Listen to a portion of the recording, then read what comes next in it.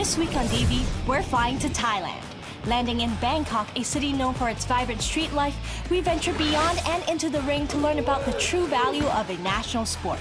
Traditionally known as a combat sport, its international popularity has spawned into a powerful exercise routine for people of all ages, sizes, and genders.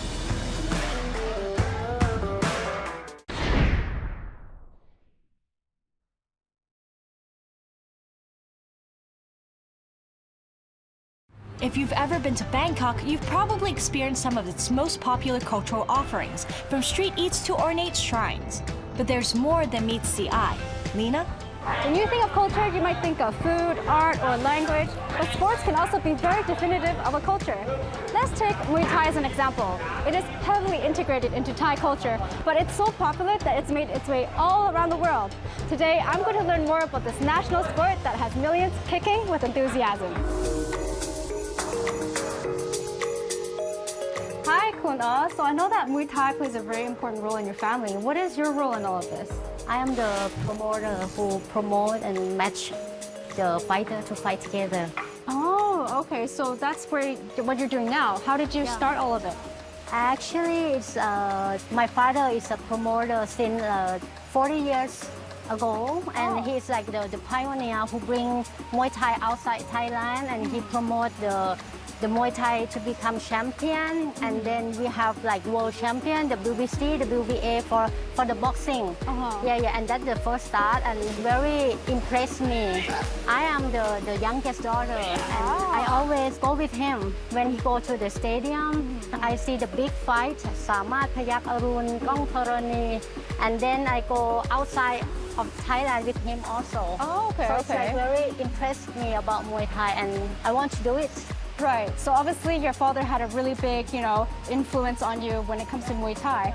But what does Muay Thai mean to you? Actually, for Thai people, Muay Thai is like in our blood. Not only sport, it's also our culture. Is it the national sport or? Yeah. Okay. Everybody we know and we learn that we should understand how to fight basically, and it will be protect ourselves from other things that might happen. But in Muay Thai, actually, they have many perception, right? One is professional fighting that right now other countries around the world know. But we also martial arts that can defend, self-defense, and right now very big hit because very good for weight loss, right? Lose weight, right? Yeah. I've tried it too. I sweat a lot. Yeah. So I know that's becoming increasingly popular, not just in Thailand, but also outside. What do you think about that? I think Muay Thai is very unique and charm.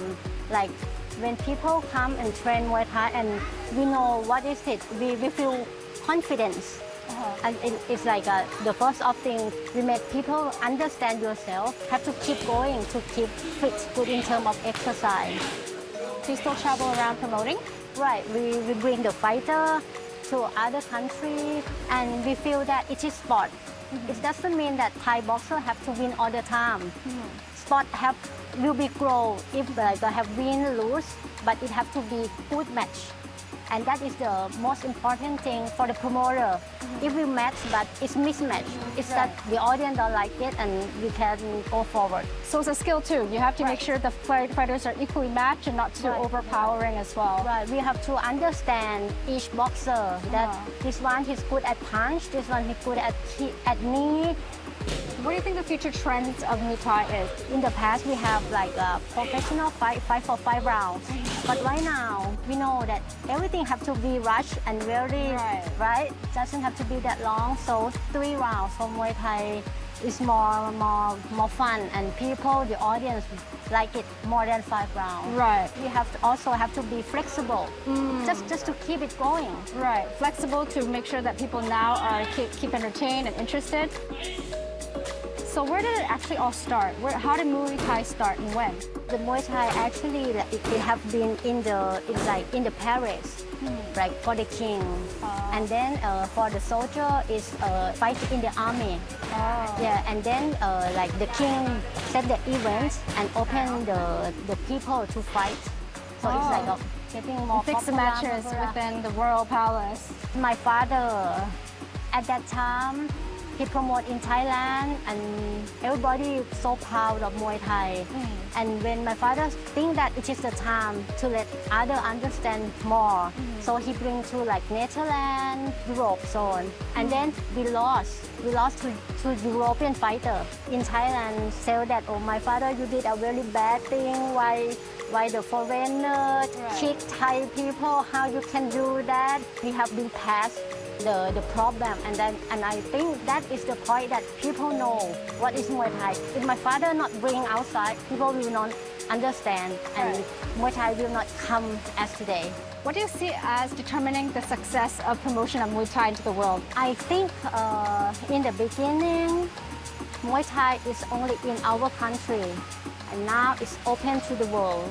What do you think about Thailand? Thai food, Muay Thai, Thai massage. So Muay Thai should be in here. That's why it is very important role that it will bring money. It is sport tourism right now. So it is our chance, our country chance to let other people and tourism come to Thailand because of this sport also. We are very proud of this.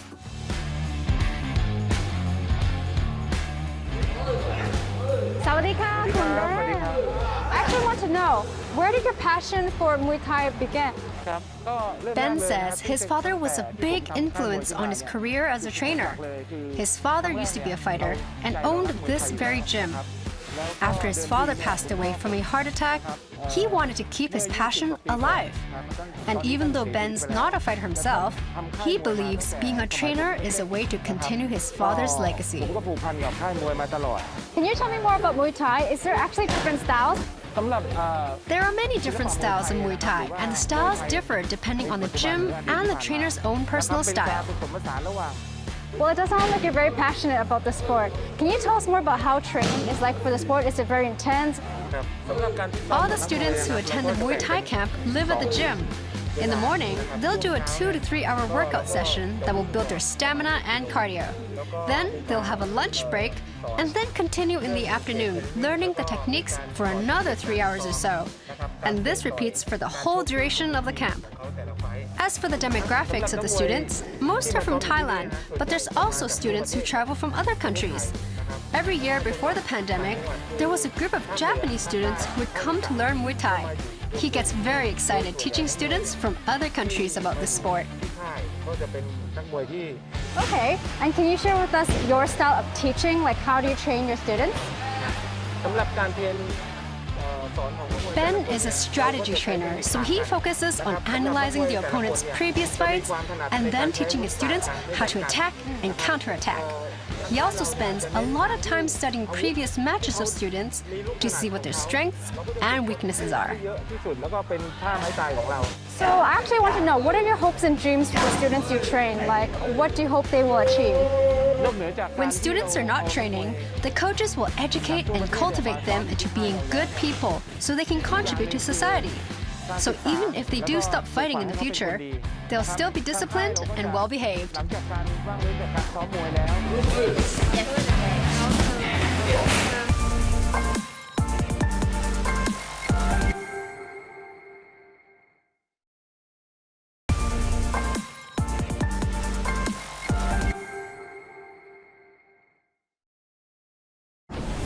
We're back, and right back into the ring to see how Muay Thai continues to inspire people all around the world with a fighting spirit. Who's next, Lena? So you come from Thailand. When and how did you start learning Muay Thai? 我係10歲啊，最中意學嗰啲咧11歲打比賽嘅。 Oh, so you started when you were 10 years old to train, but you started competing when you're 11 years old. That's really young. You trained and you taught and competed in Thailand, but now you do it in Hong Kong. What's the difference? 泰國咧係認真打比賽嗰啲咧，教佢；嗰啲韓國咧，嗰啲係做運動。 You said that it's different how you teach for like exercise, for fitness, and for competition. 嗰啲係打比賽咧有 technique，嗰啲做運動咧嗰啲俾佢出汗多啲。 Okay, so for the ones who are for competition, it's more intense. There's techniques involved, but you said for the ones who just want to do it as fitness, the purpose is to sweat more, Yeah. right? Oh, okay. And so for the students who want to come here just to learn Muay Thai as fitness versus competition, how do you teach them differently? 比賽咧要跑步，最少10K 嗰啲咧晏晝要 skipping， 再教佢 pad work 嗰啲 wrenching、sparring 多啲做運動咧嗰啲俾佢出汗。 So it seems like there's a lot of cardio going on. They have to do running, they have to do skipping, like skipping Yeah. rope, and they have to do a lot of technique, like they have to learn a lot of things throughout the whole day, like sparring as well, you said? But for exercise, they just have to do a lot of things that make them sweat a lot. You've taught in Thailand, you've taught in Hong Kong. What's something that you, like in your teaching style, that you've kept the same even in both places? 第一咧打比賽咧打盤咧要心嘅，要心嘅嘢。你冇心一定要打唔到嘅。 So this thing that you always instill is that they have to have the heart to fight, to want to win. If they don't even have that perseverance, then there's no point in teaching them. Is that right? Yeah. I want to ask, like, when you teach students in Thailand versus in Hong Kong, where's the difference at? 泰國咧教佢簡單啲，教佢係快啲。點解咧？佢係細學噶嘛。你唔同香港人咧，佢大啲係10幾歲、18、19歲。 So the difference is you start teaching Thai students at a much younger age. So it would be faster for them to pick up the skills, to pick up the techniques, just because they learn when they're younger. Yeah. But your students in Hong Kong start when they're really much older, like 18, 19 years old. So their learning is not as fast as when you teach Thai students. That's right? Oh, okay, that's interesting. What's the difference in when you're teaching in Thailand and Hong Kong? What's the environment like? 拳盤咧唔同啦，係泰國咧就係街，就冇冷氣，唔使開冷氣。點解咧？佢要出汗嘅。 The ring in Thailand there's no aircon, it's not a luxury, because the point is to make them sweat. And also you said it's usually out near the streets. So it's not like in a studio like in Hong Kong where it's very comfortable to train and just for fitness. You know those sounds that I hear a lot of Muay Thai fighters? There's always like, ush, ush, like really loud. Why do they have to make the sound? 邊啲咧？你唔出聲咧，冇氣嘅。要越出聲，要 S 就好玩啲咧。 So basically you have to make sounds when you're like punching, when you're fighting, when you're kicking, because otherwise you have no energy. And also it's funner, you said, and also if you don't make those sounds and you don't make any sounds at all, there's just no energy coming out, right? Oh, okay, that makes sense.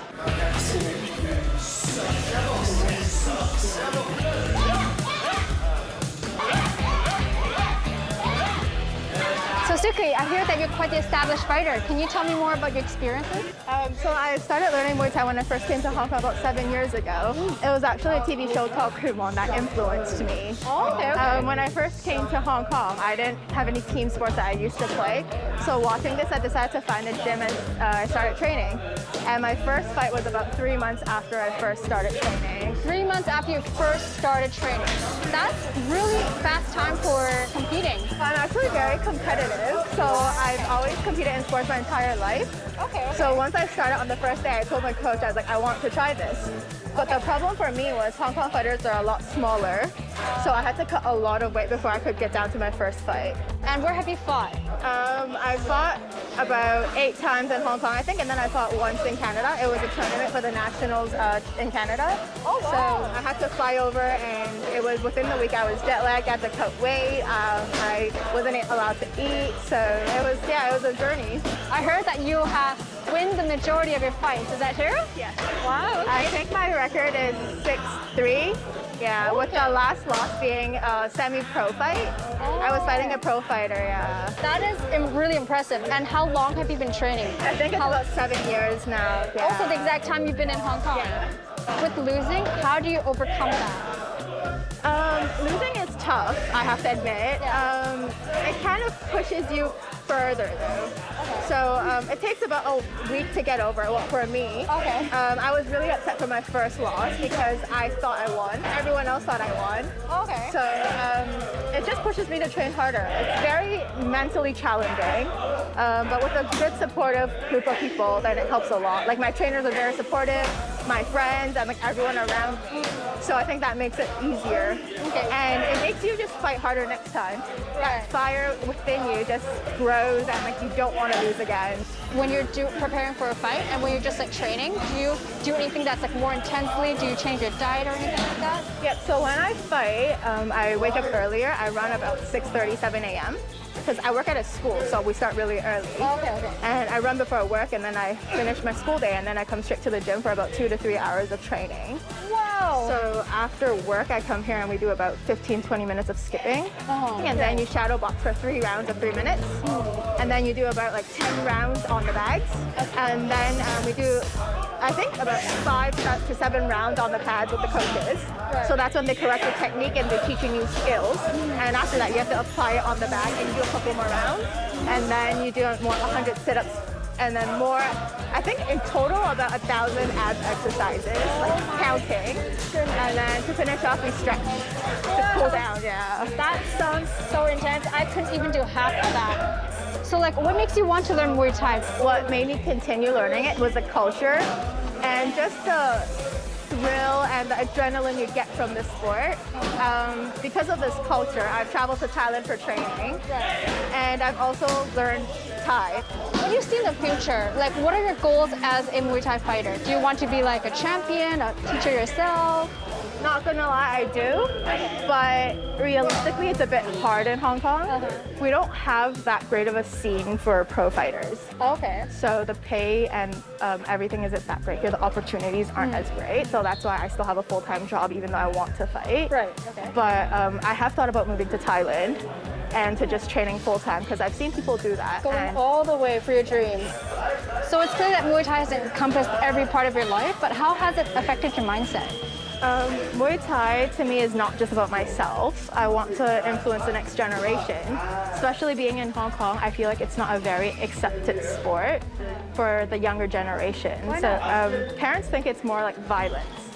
Okay. But there's so much more to Muay Thai. Right. It's a sport, it provides discipline to the kids, there's self-defense, and it gives them so much confidence.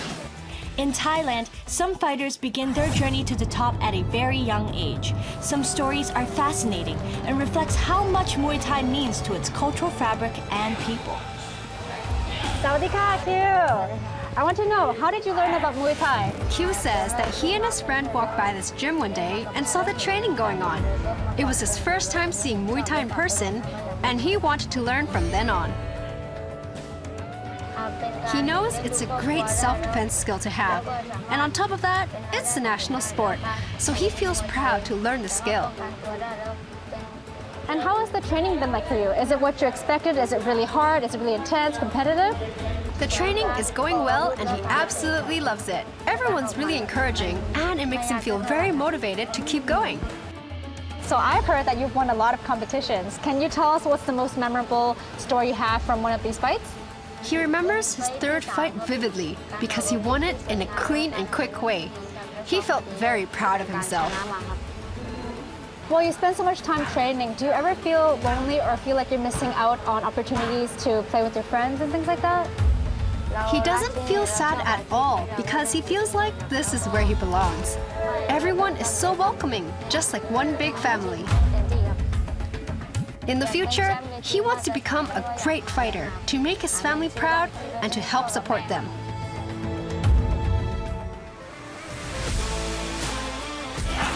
Sawadika, boom! I want to know, how long have you been learning Muay Thai? Bong says he started learning Muay Thai when he was 8 years old at a gym near his home.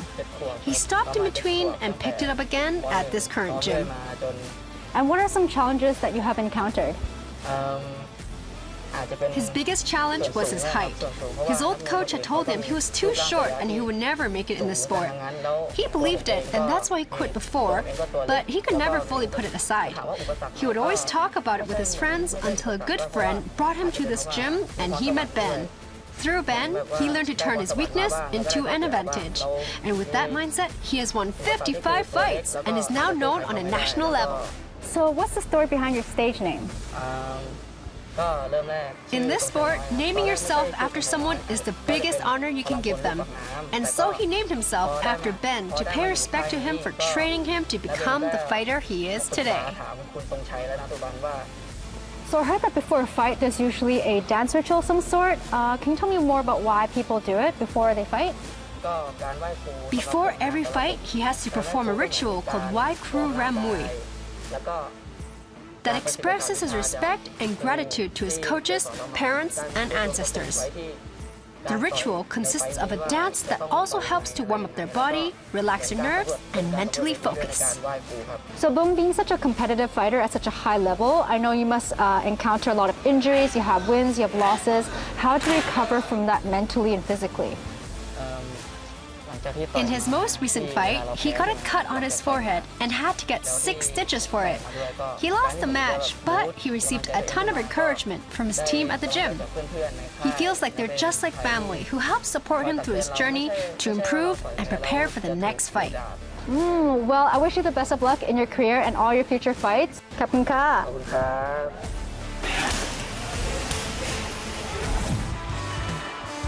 After speaking to a lot of different people who hold Muay Thai close to their hearts, I can tell that without Muay Thai as a sport, Thai people would be missing a huge chunk of their culture, and a lot of other people would be missing out on this amazing sport.